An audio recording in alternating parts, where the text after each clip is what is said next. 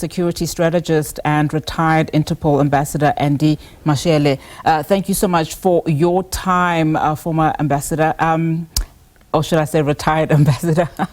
All right, so let's talk then about today's testimony and proceedings. I mean, from your global security perspective, what did you think and what did you make of today's testimony, and what for you does it reveal about just South Africa's policing culture? I mean, you have two elite units here within law enforcement, namely the DPCI or the Hawks, and the Political Killings Task Team, ending up clashing or being confrontational on the ground during a live operation? Good afternoon to you and to your viewers. It is exciting to pick up on the miscommunication between the operatives of the DPCI as well as the operatives of the PKTT. A serious miscommunication that has led to a development of a toxic conversation that would suggest that the other was interfering whilst the other did not want to cooperate. The Hawks were interfering whilst the PKTT did not want to cooperate. So this toxic conversation finds itself emanating from the brigadier who, in my view, miscommunicated to the captain. Obviously, after getting an instruction from General Mbotho, who's been delivering his testimony. And obviously, General Mbotho, having received instructions from General Libya, the then head of the Hawks, to say, hey, daughter, there are people who are claiming to have been sent by me at address 137 in Sandhurst.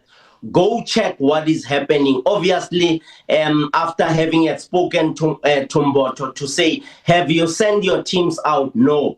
Mbotho further tells us to say that he spoke to General Kadwa, the provincial head. Have you sent out an operational team from Gauteng based in Ekurhuleni, Germiston? The general says no. So these ones being Brigadier Mukwena and the operative on the ground, Captain Kruger, messes up that instruction to such an extent that this toxic conversation that I am seeing developing shapes into perceptions of wrongdoing either by the Hawks or lack of cooperation either by PKTT, which is not at the heart of the question that you asked. And basically, it is important that when there's a special operation like it happened, the local policing stations must not know because there are possibilities of a tip-off, number one. Number two, if the Hawks have been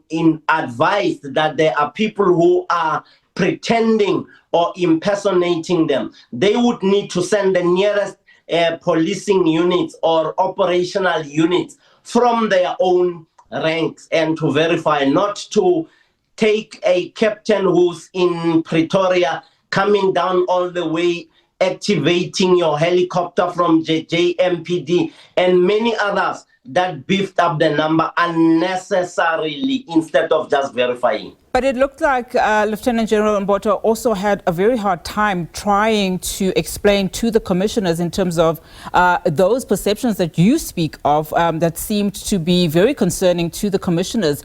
I mean, what did you make of Mbotho's testimony and how the commissioners, pressed him to clarify that rationale, firstly, for the Hawks intervention during that arrest, and his instructions to his team, especially given the fact that not only did they ask questions, about the PKTT, but that was also deemed as interference, taking pictures and staying close to an hour. He struggled to respond to that, I found. I mean, what were your impressions on those questions that he was asked on, particularly why not stay for 5 minutes? Why stay for more than 50 minutes? I find it also very difficult to comprehend why would you stay there 1 hour.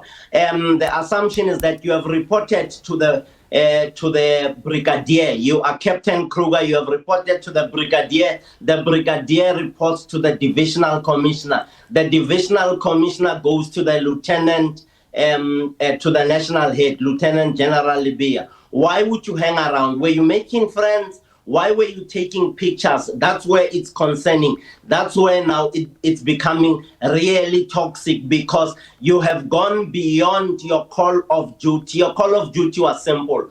Present yourself to the officer commanding the operation, Captain Wanda. Captain Wanda extended his hand of welcome, identified himself, and all the niceties were exchanged, and they were supposed to have gone. Plus, they were still on their way to an operation in the Northwest. Did the 1 hour that they spent there compromise the operation in Northwest? This is a rhetoric question that I'm asking myself. I don't want an answer. I'm only looking at the time spent there, which was not supposed to have happened. I am sure General Mbotho, as I listened to him unpack, he was doing his level best to explain to the commissioners, who also don't understand the operations of the police. General Mbotho was supposed to have explained to the commissioners to say, when there's a special operation, you don't normally involve your local policing units, because there might be a tip-off, there might be theft, there might be interference, there might be a number of other wrong things that might compromise the good work of the PKTT, as we have seen unfolding in the January 6th, the July 6th press conference and the happenings, yes. All right, thank you so much for your time, Mr. Mashaile. Really do appreciate the security strategist and retired Interpol ambassador Andy Mashaile there, just commenting, of course, on the testimony that we heard in the Madlanga Commission today.